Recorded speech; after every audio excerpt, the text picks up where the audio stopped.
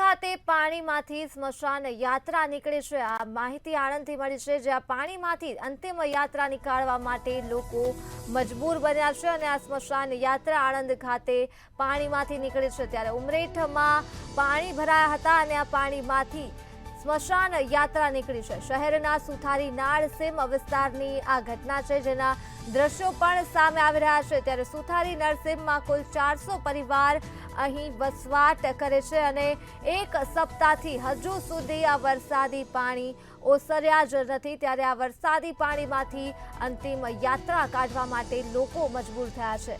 આણંદથી આ માહિતી મળી છે, જ્યાં પાણીમાંથી સ્મશાન યાત્રા નીકળી છે।